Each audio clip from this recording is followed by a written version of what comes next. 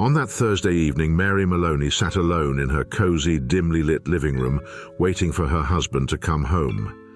She was pregnant and was looking at the clock repeatedly. Finally, she heard the familiar sound of her husband's car pulling up. As Patrick entered, she greeted him warmly, rising to kiss him on the cheek, then carefully took his coat and hung it neatly on the hanger. In the kitchen, she made them both drinks. Whiskey, a strong one for him, just the way he liked it, and a light one for herself. This was their evening routine, a quiet time together that she treasured deeply. Every night, right before dinner, they shared this moment, sitting across from each other at the dining table, talking and laughing.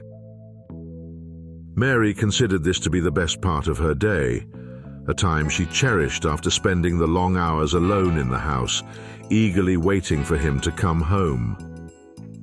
Tonight, though, something was different. As they sat face to face, she noticed that Patrick seemed distant, almost withdrawn. Without a word, he downed his drink in one go, which he rarely did. Then, in silence, he got up, poured himself another, this time filling the glass higher than usual. Mary watched him closely, sensing something was wrong. Normally on Thursday nights they'd go out for dinner, but tonight he looked very tired. She spoke softly. If you're too tired to eat out, it's not too late. There's plenty of meat and things in the freezer. We could stay in and you wouldn't even have to leave your chair. He looked at her, then slowly asked her to sit down, his voice flat and emotionless. Mary felt a sudden chill. She sank back into her chair, her pulse quickening. He told her there was something he needed to say, something that would shock her. His head was lowered, his gaze fixed on the floor, and he paused for a long, painful moment. She watched him, her heart racing. Finally, after a tense silence, he spoke. His words hit her like a blow, each one driving him further and further away from her. She sat frozen, listening as he revealed his plans. He would leave her, make arrangements for her, provide for her financially, but he was moving on. The world felt like it was crumbling around her. She couldn't believe this was happening. It felt surreal, like a nightmare she couldn't wake from. As he spoke, she was numb. Her mind seemed to drift, unable to process his words fully. She stood up, almost in a trance, and walked downstairs.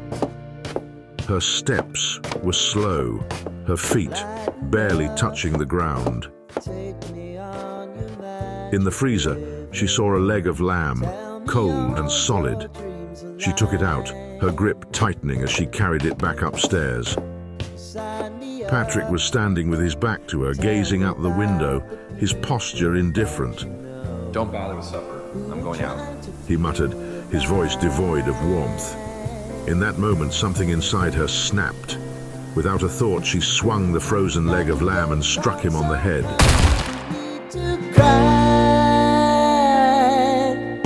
Just come share my pillow and rain, rain, go away.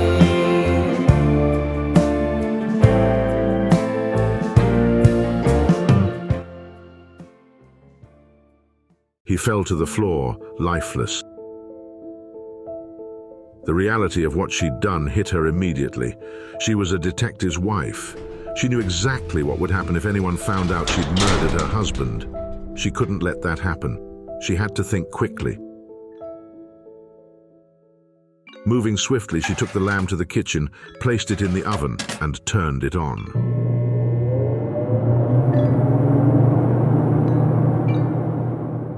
Then, she composed herself in front of the mirror, practicing her expression, smoothing out the shock on her face until her reflection looked calm, collected, almost normal. She then grabbed her purse and went to the local grocery store. In the store, she greeted Sam, the clerk, with a warm smile. I'd like some potatoes, please, she said cheerfully, her voice steady, though her heart was racing. She chatted casually, mentioning that her husband was exhausted so they wouldn't be going out for dinner. She kept the conversation light, effortless, giving Sam no reason to suspect anything was amiss. When she returned home, she let out a loud scream upon discovering Patrick's body lying on the floor. Her cries sounded genuine, echoing through the house as she dialed the police. Soon, 2 officers arrived, familiar faces who knew both her and Patrick well. One of them was even Patrick's friend. She collapsed into a chair, tears streaming down her face as they questioned her gently. She told them everything she'd rehearsed in her mind. She'd been out buying groceries, came home, and found him dead. The officers nodded sympathetically, their voices soft and reassuring.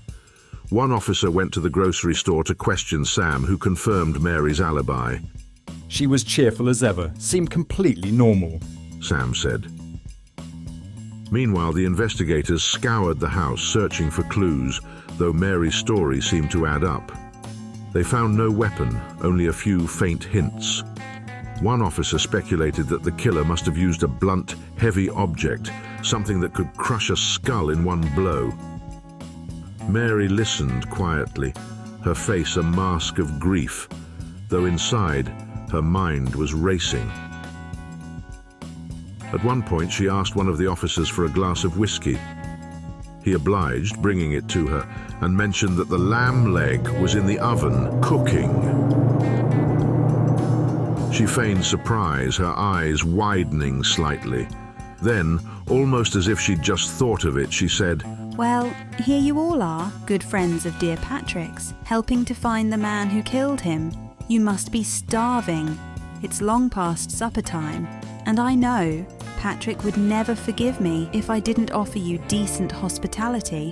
Why don't you eat that lamb in the oven? It should be cooked just right by now. At first, the officers hesitated, feeling it might be improper, but eventually they agreed. They went to the kitchen, their conversation growing lighter as they tucked into the meal, grateful for the hot food. Mary stayed in the other room listening. She could hear one of them remark, The doc said his skull was smashed to pieces, like he'd been hit with a sledgehammer. Whoever did it wouldn't keep a weapon like that lying around. It's got to be right here, under our noses. From the other room, Mary Maloney let out a quiet, satisfied giggle.